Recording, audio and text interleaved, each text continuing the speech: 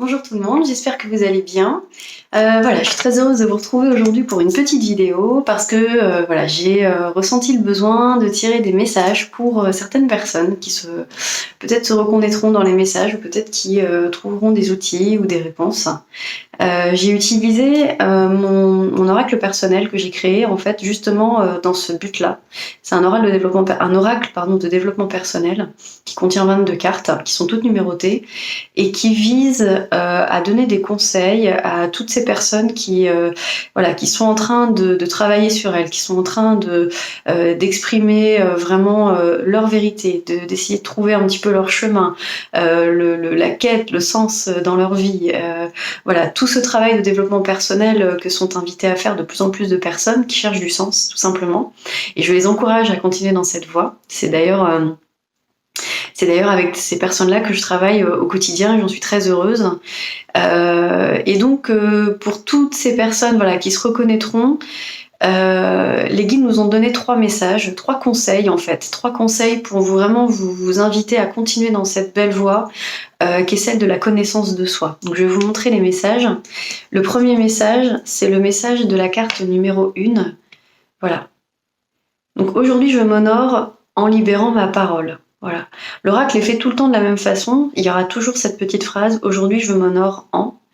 Et après, vraiment la volonté qu'on met en l'instant. Donc c'est la carte 1, le chiffre 1 en numérologie va nous parler d'autorité, va nous parler aussi de naissance, de renouveau, de début. Voilà, c'est le premier chiffre, donc il y a toute la symbolique du commencement. Mais moi je vois vraiment cette autorité en fait avec soi-même. D'ailleurs, alors je vais vous lire le message qui est associé à cette carte, c'est « J'écoute mes propres besoins et je les exprime afin de me respecter et d'être en accord avec moi-même ».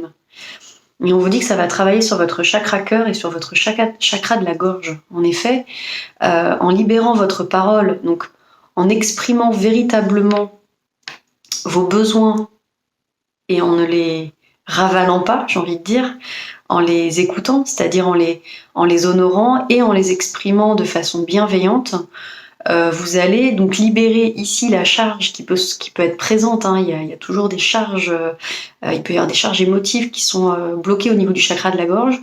En travaillant donc de façon orale, ça peut être aussi écrite, mais là on vous invite plutôt à les exprimer à l'oral, souvent auprès de vos proches. Voilà, c'est souvent comme ça que ça se passe. Donc en exprimant vos besoins, vous allez libérer ici cet espace et vous allez en même temps pouvoir libérer le chakra du cœur. Vous allez vraiment travailler sur les deux, parce qu'à partir du moment où vous commencez à vous honorer, à vous respecter, à respecter vos besoins, vous êtes en accord avec vous-même et vous êtes même en amour de vous-même. Vous avez le chakra cœur arrière, hein, qui est celui qui est lié à votre amour-propre, qui va être beaucoup plus, beaucoup plus libre en fait, beaucoup plus éclairé, voilà, beaucoup plus lumineux.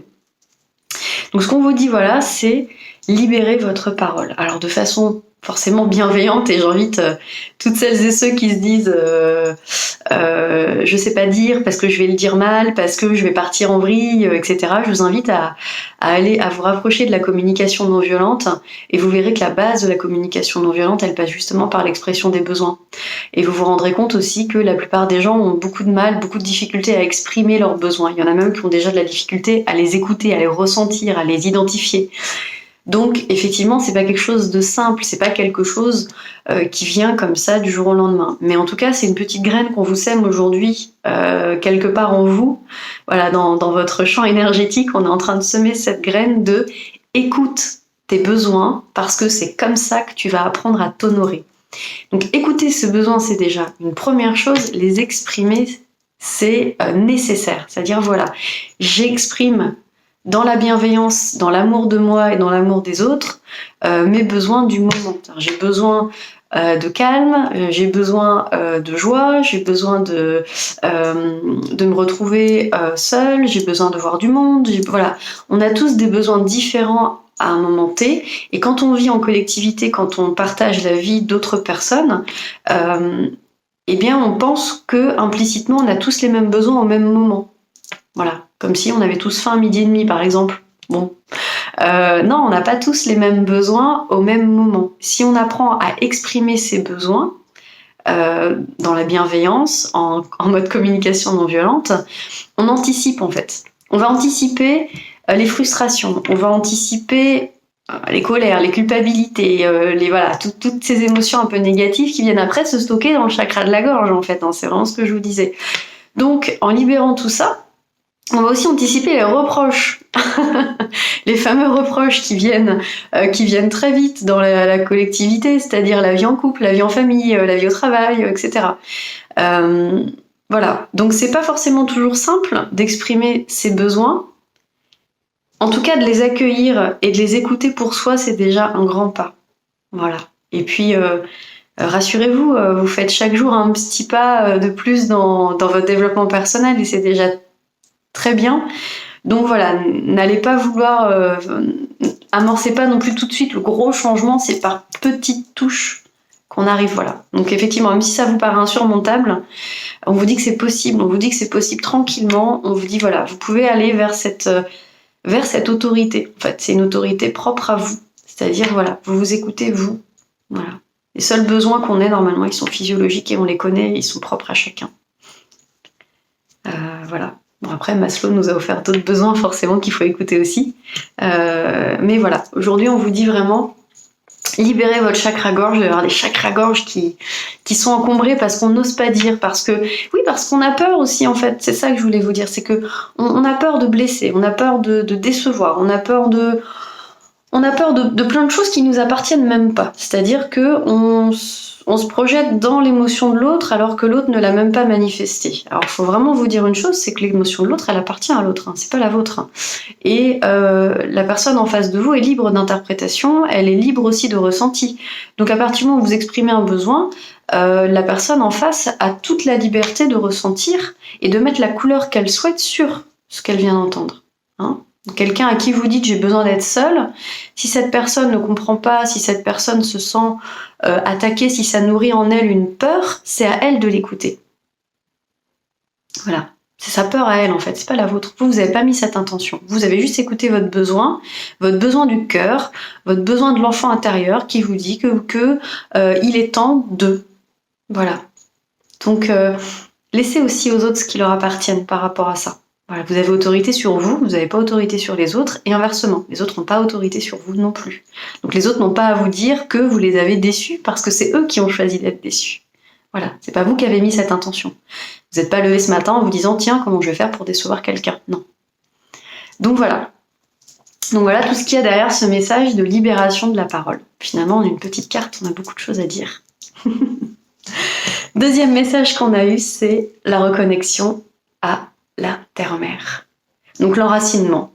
Typiquement, voilà, on vous parle de chakra racine et de troisième œil. Pourquoi ? Parce qu'on vous dit, voilà, je déconnecte, je m'enracine, je m'ancre pour me reconnecter à la nature et au présent. Voilà. Donc c'est important et c'est la carte numéro 10. Voilà. Donc pareil, c'est un aboutissement en fait. C'est le numéro de l'aboutissement, ça reste le chiffre 1, effectivement aussi, quand on réduit d'un point de vue de la numérologie, ça reste le chiffre 1. Donc on peut retrouver le début de quelque chose, c'est-à-dire le retour, enfin moi je vois ça vraiment comme un retour aux sources, un retour forcément aux racines. Donc on vous dit de vous enraciner, de vous déconnecter, pourquoi ? Parce que vous êtes dans le mental tout simplement, et c'est pour ça qu'on vous demande de nettoyer votre troisième œil, parce qu'en général c'est encombré ici, donc les gens souvent dans les soins énergétiques, ils ont souvent un casque ici, alors je leur dis d'enlever le casque comme ça parce que ils ont beaucoup d'idées qui ruminent, beaucoup de choses qui tournent en boucle dans leur tête. La nature, en fait, les arbres surtout, la nature, bon, ça peut être aussi les ruisseaux, la mer, voilà, tout ce qui vous appelle dans la nature est très intéressant pour justement éteindre le mental, pour faire redescendre les énergies dans les chakras du bas. C'est important aussi de se balader en nature pour se reconnecter à ses ressentis et nourrir un petit peu l'enfant intérieur.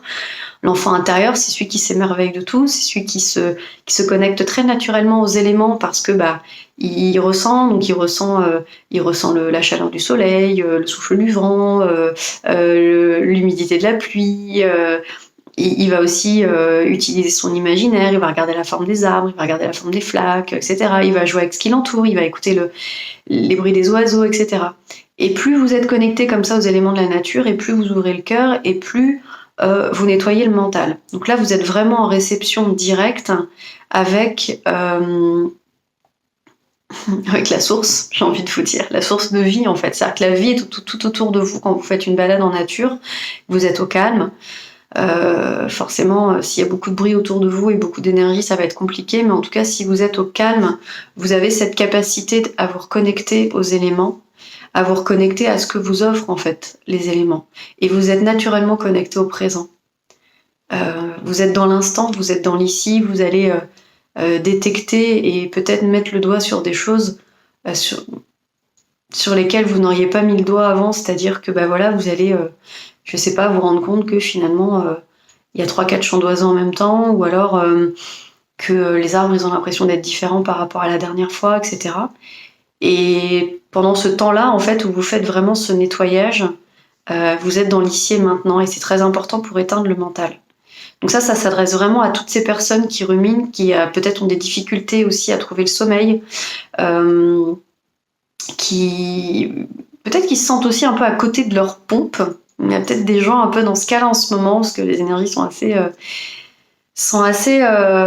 déroutantes, assez chamboulantes pour pas mal de personnes, et il y a peut-être des personnes qui pourraient un petit peu se reconnecter aussi à leurs propres racines en fait en allant dans la forêt. Enfin dans la nature, pardon. J'ai tendance à dire forêt, mais c'est la nature, c'est-à-dire que allez là où ça vous appelle, mais vraiment aller chercher le calme. Vraiment le calme pour créer cette reconnexion, et prenez le temps d'être dans la nature. C'est pas juste histoire d'aller faire une balade avec 3-4 personnes et de discuter pendant toute la balade, parce que là le mental il est en route. Donc je vous dis pas d'y aller seul non plus, hein, vous faites comme vous le sentez. Mais par contre, ce que je vous invite à faire, c'est vraiment de vous connecter à vos ressentis et d'éteindre vraiment le mental, si vous y arrivez, bien sûr. Puis si vous y arrivez pas, c'est pas grave, il y a d'autres méthodes. En tout cas, voilà. Le conseil ici, il est celui-ci, c'est reconnectez-vous à la terre-mère, hein, qu'on appelle Gaïa. Voilà. Et le dernier conseil, c'est aujourd'hui, je m'honore en accueillant mes émotions et mes ressentis. Voilà. Donc j'accueille mes émotions et mes ressentis, c'est la carte qui porte le numéro 5. Je prends conscience de ce que je ressens face aux situations que je vis. J'accepte que cela fasse partie de moi. On vous dit que ça va vous aider au niveau du plexus solaire. Donc ce plexus solaire, c'est celui qui est en dessous du diaphragme en fait et au-dessus du nombril. C'est le chakra des émotions, le chakra de la confiance en soi. C'est en général un chakra où il y a beaucoup d'activité puisque c'est le centre des émotions. Donc toutes les personnes justement qui ravalent leurs émotions sont invitées à libérer leur plexus, parce que le plexus a priori est un petit peu en souffrance. Ça peut se reconnaître d'ailleurs physiquement, c'est-à-dire que les personnes qui ont un plexus bloqué, elles vont déjà avoir des difficultés de respiration. Souvent, on se rend compte que même ces personnes, elles bloquent tellement qu'elles s'interdisent de respirer avec l'abdomen. Elles respirent uniquement avec les poumons, avec le haut, voire des fois même avec juste les clavicules, quoi. Donc, elles ne respirent pas correctement, entre guillemets, c'est-à-dire entièrement. Voilà, il y a tout un circuit de la respiration qu'il faut respecter. Et quand on n'utilise que 5% du circuit qui est dédié à la respiration, forcément, ça veut dire qu'il y a des blocages. Hein. C'est un petit peu quand on a une narine de boucher, c'est l'autre qui sert, quoi. C'est un petit peu pareil. Donc on vous dit, pour le plexus solaire, pour le bien de votre plexus solaire, pour le bien de votre plexus solaire, on vous dit d'accueillir en fait vos émotions et vos ressentis. Au moins de les accueillir à l'intérieur de vous, c'est-à-dire en prendre conscience. Voilà, prendre conscience, vous dire ok, je suis dans cet état-là, d'accord. Au moins j'en ai conscience. Je le ravale pas. Et je vais peut-être trouver un moyen, peut-être trouver une astuce, un outil pour pouvoir sortir cette émotion de moi, pour pouvoir l'accueillir en fait. Parce que c'est pas l'histoire de la sortir pour la sortir, c'est de l'accueillir en fait, cette émotion. Parce qu'elle a légitimité à être là. Elle a besoin d'être là. Elle est pas là pour vous enquiquiner ou voilà, elle est là pour vous faire travailler. Elle est là pour vous inviter à nettoyer quelque chose, pour vous inviter à avancer en fait. C'est le chiffre du mouvement, hein, le 5. Hein. C'est le chiffre du mouvement, c'est le chiffre aussi de la joie. Donc on vous dit justement que derrière ça peut vous apporter beaucoup de soulagement, beaucoup de joie, beaucoup de liberté. Hein. Le 5 c'est aussi le chiffre de la liberté et de l'indépendance. Donc quand on est dépendant de ses émotions, souvent déjà on est dans le déni de les ressentir, on est dans le déni de ses ressentis, et on se laisse un peu envahir par ces émotions, c'est-à-dire que, pas envahir comme quand elles débordent, puisque quand elles débordent, finalement on les accueille, envahir quand on les écoute pas et qu'elles viennent se stocker en nous, ou qu'elles nous font avoir des comportements un petit peu compulsifs. Voilà, ça c'est du stockage d'émotions en fait, c'est-à-dire qu'on veut pas admettre, on veut pas voir qu'on ressent une douleur, on ressent une frustration, une tristesse, une colère, une peur, etc. Voilà, toutes ces émotions refoulées, en fait, elles se stockent en nous. Et on voit bien, hein, les gens qui sont dans le contrôle, les gens qui ont cette capacité à retenir les émotions, qui sont dans le contrôle, font des réserves d'émotions, et souvent ça se retranscrit d'un point de vue morphologique, dans le physique. C'est des gens qui vont avoir un endroit de leur corps où il y a un petit peu plus de poids, parce que justement, y a tout ce stockage d'émotions. Et on voit bien quand ces personnes commencent à lâcher prise et à libérer les émotions, naturellement, sans faire de régime, ces personnes, elles perdent du poids. Voilà jusqu'où peut aller le stockage d'émotions. Je vous montre le petit message. On vous parle aussi du féminin sacré. Alors, on vous parle du féminin sacré sur le côté ressenti, sur le côté intuition, sur le côté plaisir aussi, parce qu'effectivement, le féminin sacré, c'est la zone de plaisir, hein, c'est le chakra sacré, donc c'est le chakra du désir, et voilà, et forcément de la réalisation derrière. Donc, ce qu'on vous dit derrière, c'est que en accueillant vos émotions et vos ressentis, vous allez vous accorder beaucoup plus de plaisir, en fait. Vous allez vous accorder beaucoup plus de capacité à créer. Ce sont des déblocages qui peuvent avoir de l'influence dans beaucoup de pans de votre vie. Mais il faut les écouter.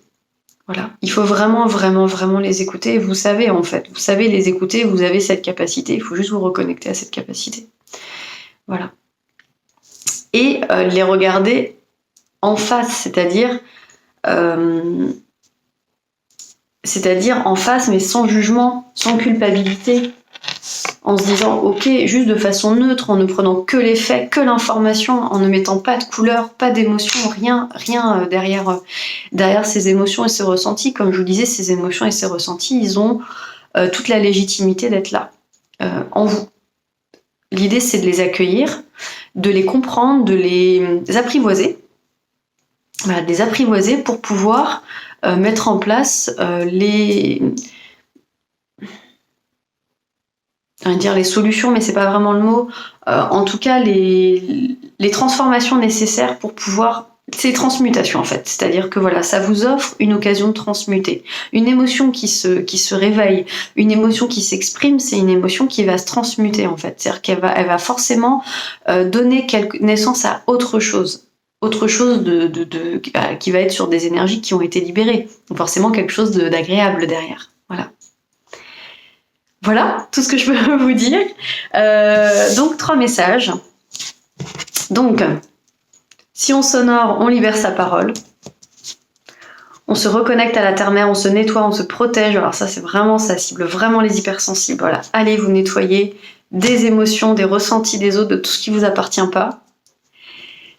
Et on accueille ces ressentis, ces émotions, sans jugement, sans culpabilité, sans peur. Voilà. Je vous laisse avec ça, voyez ce qui résonne, prenez que ce qui vous parle comme d'habitude. Si vous voulez échanger, ce sera avec plaisir. Voilà. Si vous avez des questions, si vous voulez aller un petit peu plus loin, si vous voulez qu'on se rencontre, si vous voulez, voilà. Faites, écoutez-vous et surtout osez. Il y a plein de gens qui osent pas et des gens qui osent pas poser des questions, qui osent pas, voilà. Vous posez pas 36 000 questions, juste faites. Voilà. Faites ce que votre cœur vous dit, tout simplement. Je vous souhaite une très belle journée, je vous dis à très vite. Au revoir.